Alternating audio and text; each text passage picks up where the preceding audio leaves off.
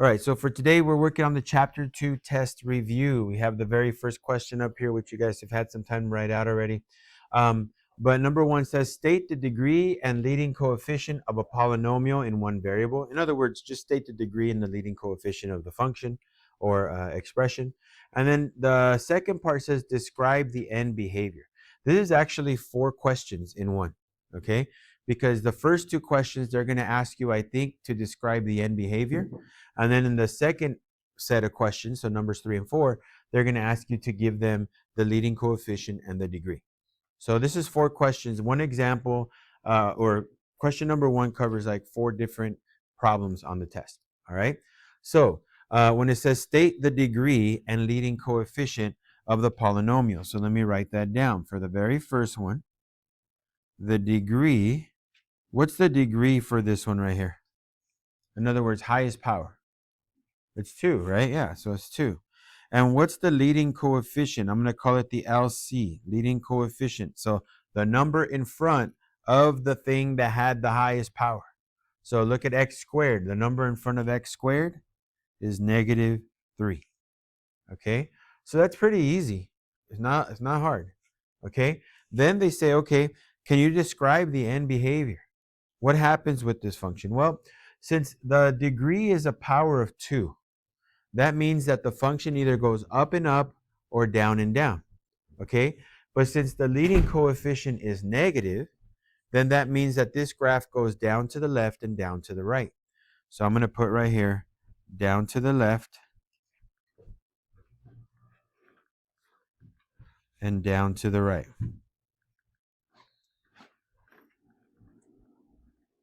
And that's it. I'm done with this question, or this part of the question, okay? Again, if you don't know how I did that down to the left, down to the right, put a note for yourself. Write down end behavior, right? Look for it in the notes from chapters 2:1 to 2:4, okay? It's all written there for you. So just find it in the notes, write them down for yourself, and then you'll have them, okay? Part B, state the degree and the leading coefficient. Well, this is pretty easy. There's only one term. So the degree has to be the power that you see. The degree is a 3. The leading coefficient, the LC, is half. It's the number in front, okay? Now I just got to write down the end behavior. Since my degree is odd and my leading coefficient is positive, so odd power, positive a term, okay? That means that it goes down to the left and up to the right. So this goes down to the left,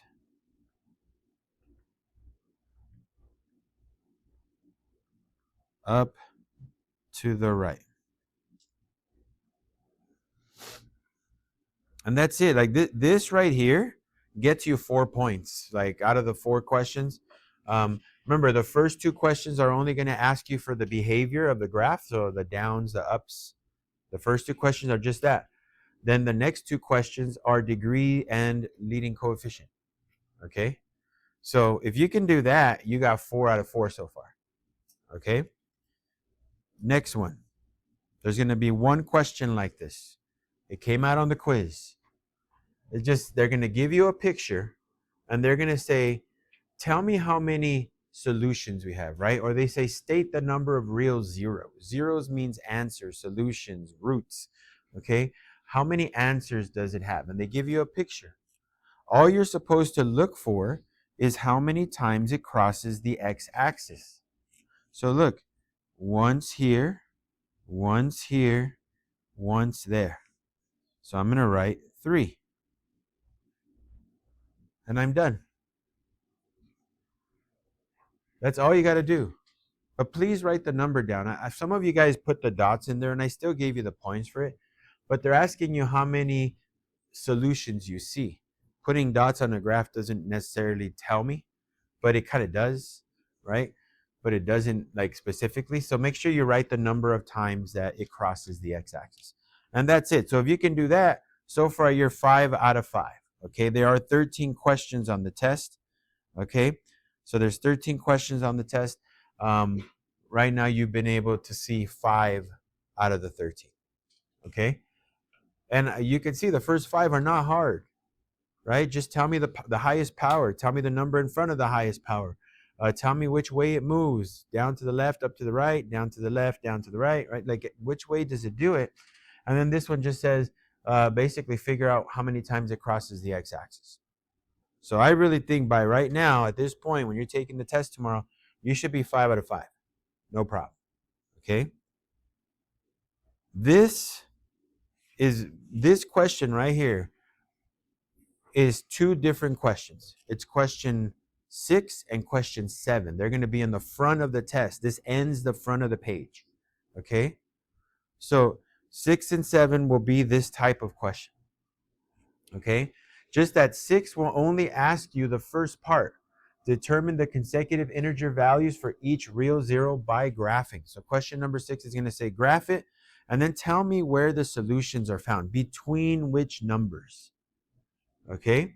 And then number 7 will say estimate the x-coordinate of the relative maximum and minimum. Well, the way you do that is you have to graph it as well. But we're gonna do both. Okay? We're gonna do both. After this question, then we would turn the test over, and then we do the rest of the exam. But there's 7 questions in the front, there's 6 in the back. Okay? But up to this right here, once we're done with problem number 3, we would have covered everything in the front. Okay? Again, this one is a bit of a beast. Okay, this is a decent amount of work we have to do for this this problem. So it says determine the consecutive integer values for each real zero by graphing. So I got to try to figure out where we get our solutions. So the way we did this before, let me kind of create a graph here.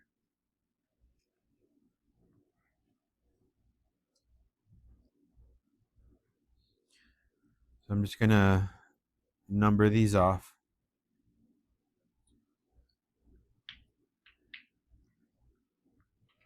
So this is a 5 by 5.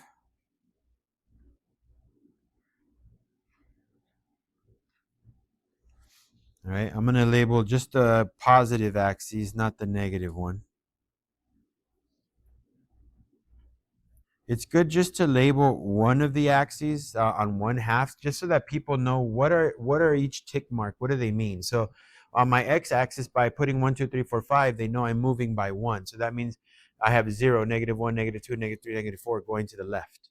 Okay, and then by labeling it 1, 2, 3, 4, 5 going up, they know that I'm going by ones. Again, my scale is 1, so that means if I go downwards, it'll be 0, -1, -2, -3, -4. You can label your axes different thing. I can have 1, 2, 3, 4, 5 on the x-axis, but I can have 2, 4, 6, 8, 10 on the y-axis. As long as I write down some kind of hint, I can change the scales. It depends on your graph. Okay, but I'm going to leave it like that. Now, the way we're supposed to do this is we're going to pick some numbers. We're going to calculate the values. Again, you guys have calculators with you at the time of the test, so it should be faster than what I'm about to do. Okay? But since I don't have a calculator in front of me, then I'm just going to do this. X and Y.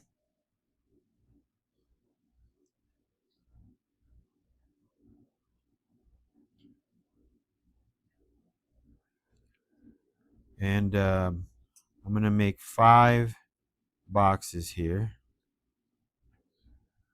And I'm going to try -2, -1, 0, 1, and 2. Hopefully that gives me enough information to do what I need to do. If it doesn't, then I can add more numbers after. Okay? So I'm going to plug in all those 5 numbers, and I got to work this out. Remember I told you this is a bit of a chore. So here we go. Let's plug in a -2. So f of -2 is -2 to the third minus 3 times -2 squared plus 1. That's -8 minus 3 times 4 plus 1. That's -8 minus 12 plus 1. So that's -19, because -8 minus 12 is -20, plus 1 is -19. That's really far off, right? But that's okay. I'm going to put it right here. Let me double check my work just to make sure. But that's a -2 to the third. That'd be -8 Negative 2 squared is 4. Negative 3 times 4 is going to be a negative 12 plus 1. So, okay, negative 19. So I'm going to go to negative 2, and I'm just going to put a dot like way down here, okay? I know that's not negative 19, but I know it's down there somewhere, okay? Now let's do f of negative 1. So that's negative 1 cubed minus 3 times negative 1 squared plus 1. That's negative 1, negative 3 times 1 plus 1. So negative 1 minus 3 is negative 4 plus 1 is negative 3. So that's negative 3. So negative 1, negative 3. Okay, going to 0. F of 0. That's going to be 0 to the third minus 3 times 0 plus 1. So that's basically equal to 1. So 0, 1. Notice it's now crossed the x-axis one time, okay? Because if you were to try to connect the dots, you're going to connect them. It's going to have to pass through somewhere around 0 to negative 1, right? It's going to have to pass through there somewhere. All right, I still got to do the other two. F of 1. So that's 1 to the third minus 3 times 1 plus 1. That's 1 minus 3 plus 1. That's negative 1. So 1, negative 1. Now let's try 2, and then let's see what we get. Maybe we have to try other numbers. We'll see. 2 to the third minus 3 times 2 plus 1. That's 8 minus 6 plus 1. 8 minus 6 is 2. 2 plus 1 is 3. So this is 3, 2, 3. So we're good. We're good. Because remember, this is a cubic function. It goes up, down, up, right? Look at the way this kind of looks. Let me draw it.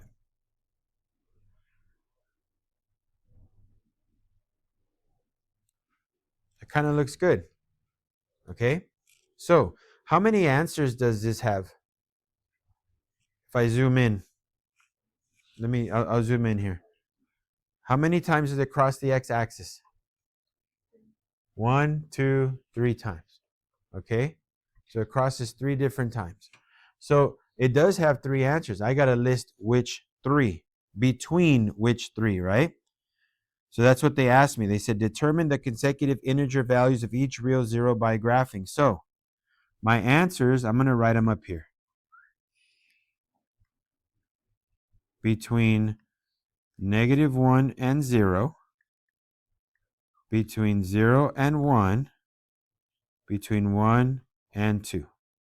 Here's that solution for that part. And then now I can also list my high and low points, my relative max and mins. Okay, let me zoom in again. Where is my high point? What's the y value? Or sorry, what's the x value where the high point happens? So here's the high point. What's the x value? 0. X equals 0. That's a high point. Where does the low point kind of happen? About 1-ish, right? Maybe 1, 1.1. You can write whichever one. So I'm going to write, let me zoom out a little bit. Relative maximum happens when x equals 0. Relative minimum happens when x is 1. I'll put a box around that, and I'm done. So thankfully, we don't have to draw the graph twice. We just got to do it one time. Okay? But remember, this is number 6 and 7 from your work. Okay? 6 and 7. So we're doing 2 problems here. So if you're like, man, this took forever, I mean, they kind of do, because you have to graph them, and then you have to check for what they want. So number 6, you're going to have to graph. Number 7, you're going to have to graph. Okay? So you're just going to have to take your time with it. You see how much work it takes me, and I know how to do this, right? So make sure you write, like maybe even keep this problem, excuse me, keep this problem in your cheat sheet, right? Write it out. That way you know, like, okay, he did all this, he created a table, he calculated everything for the table, he put the dots there, he kind of drew a line, and then he was able to tell the maximum happened here and minimum there.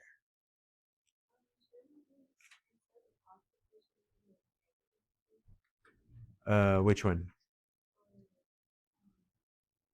For f of 2? So f of 2, 2 to the third is 8, 3 times 2 is 6, 8 minus 2 is, 8 minus 6 is 2, and 2 plus 1 is 3. So it should be positive.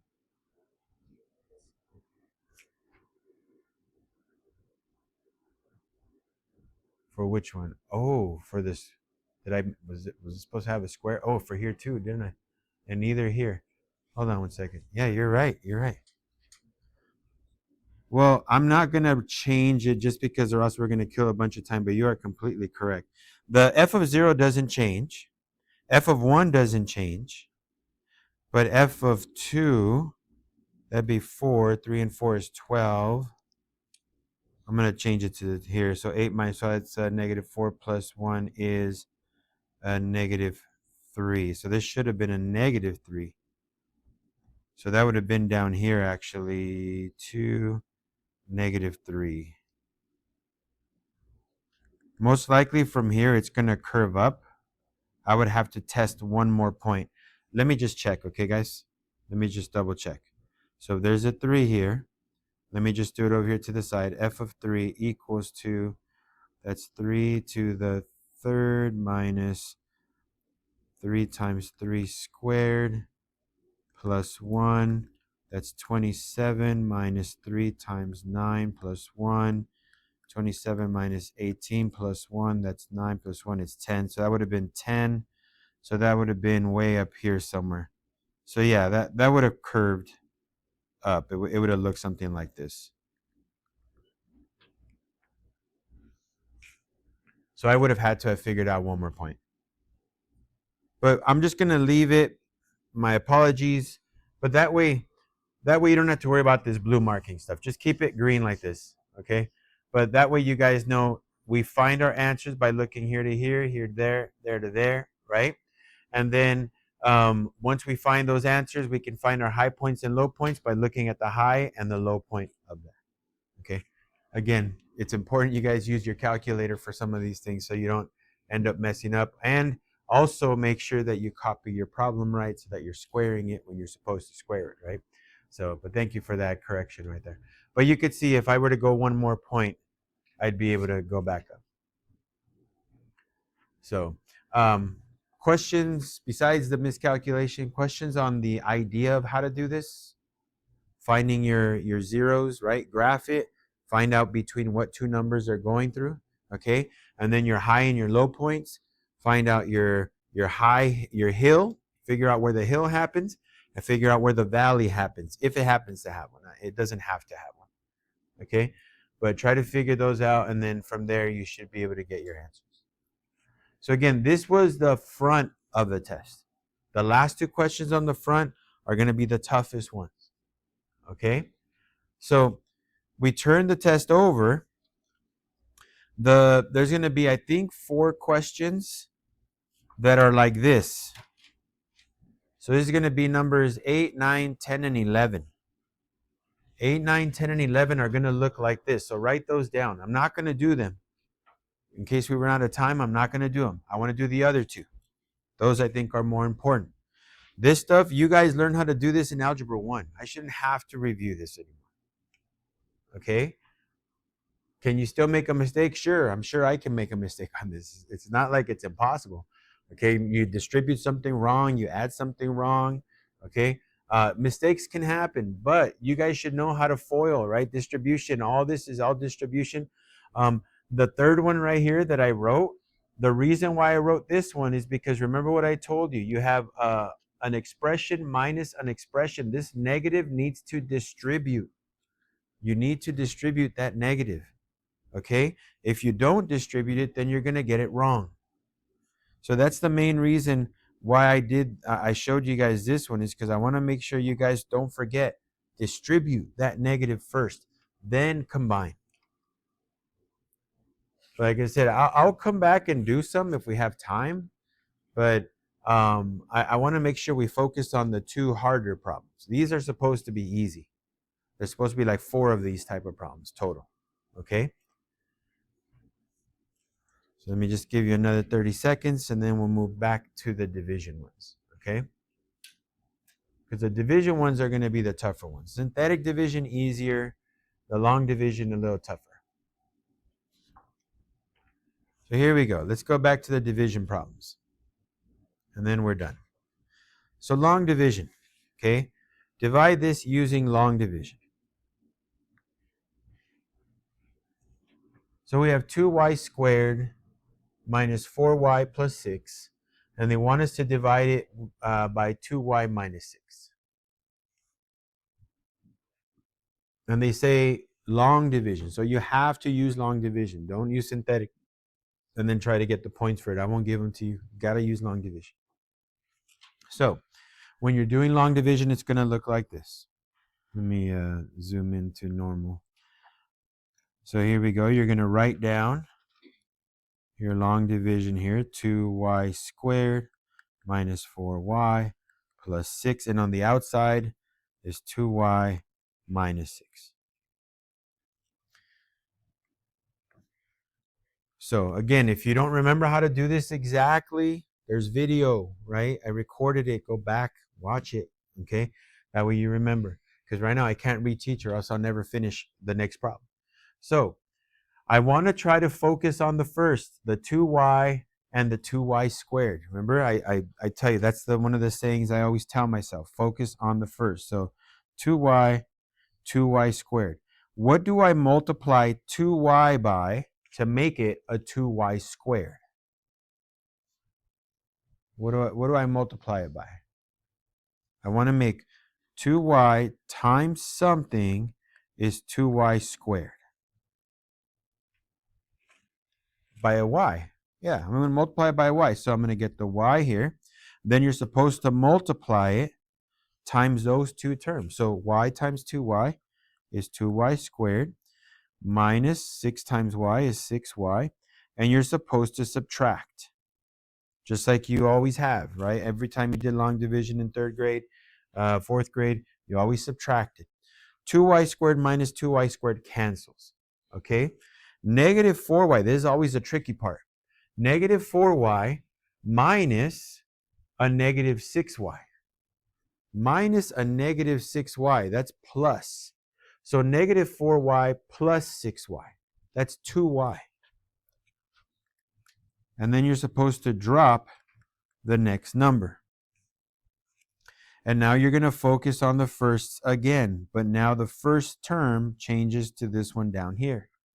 What do you multiply 2y to get 2y? So 2y times what is 2y? Just a 1, right? So a positive 1. So now just a positive 1 is going to multiply these two numbers. Not y plus 1, just 1. So 1 times 2y is 2y. 1 times negative 6 is negative 6. And we subtract. What's 2y minus 2y?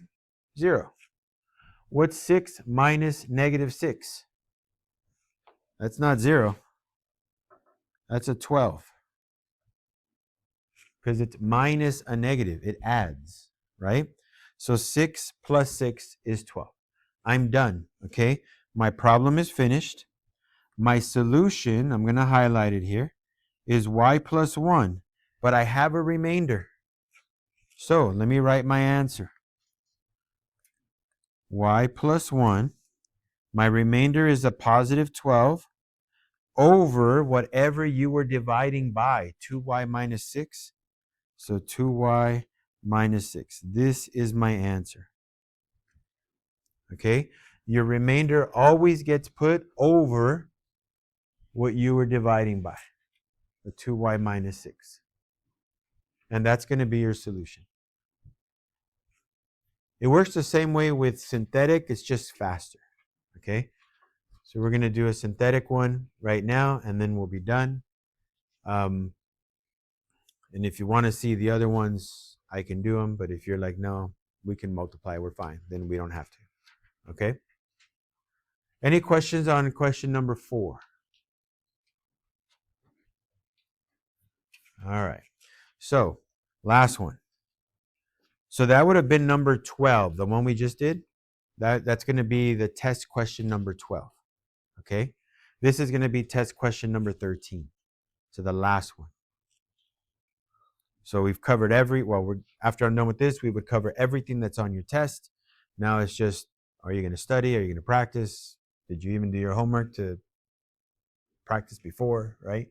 If you haven't done your homework, today's a great day, right? Because you're going to have to review it at some point. So synthetic division. Synthetic division is not the same as long division. It does not require you to write out all those steps, okay? It does ask you to do a couple things, okay? So we build it like this. When you add up here, you multiply down here, okay? What number goes in this little half of a box here, this backward L? Which one do I put? A -3. Yeah, a -3, because you always take the number at the very end, the y plus 3, but you take the opposite of it. So that's a +3. I'm going to put a -3 in that little box. And then after that little half box, you put all your coefficients. So it's going to be a 3, a 10, and a 10. Your first step, drop the first number. Okay? Then we multiply, right? -3 times 3, the number on the bottom. -3 times 3 is a -9 that goes on top. Well, on top you add. So 10 plus -9 is a 1. The numbers on the bottom get multiplied. -3 times 1 is -3. The numbers on top get added. 10 plus a -3, 7. I'm done. Okay? This 7 is my remainder. Okay? That's my remainder. The 3 and the 1 are part of my answer. I just got to write it correctly. So, you see how we have a y squared right here? That means when you divide, the power goes down by 1. So instead of y squared, it's going to be a y, and that's a +1. So my answer is a 3y plus 1. So 3y plus 1. My remainder is a 7, so plus 7 over, what was I dividing by? Well, I was dividing by y plus 3. So I'm going to put 7 over y plus 3. And I'm done. And this is the end of your test in a sense. The division problems don't take long. They take a while because I'm talking through them, right? But if I'm just quiet working through it, they don't take very long. The hardest questions are going to be number 6 and 7. Okay? Those are going to be the toughest problems for you guys. 6 and 7. Other than that, I think the rest is manageable. And it's not like 6 and 7 is going to be so difficult that everyone's going to get it wrong. It's just, it requires a lot of work. I mean, you can see that there's a lot of work in it, and you can make mistakes, right? You saw I made a mistake.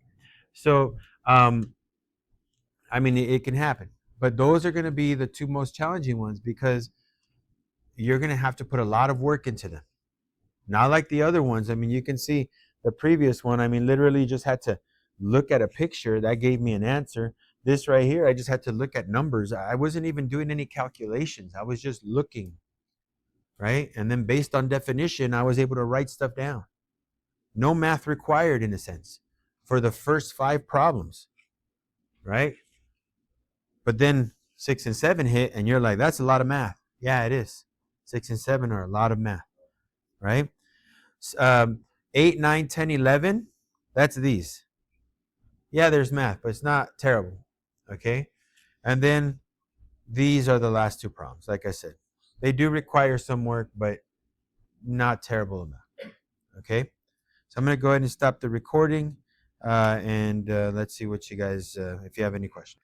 If you want to see the answers for the last three examples, there they are.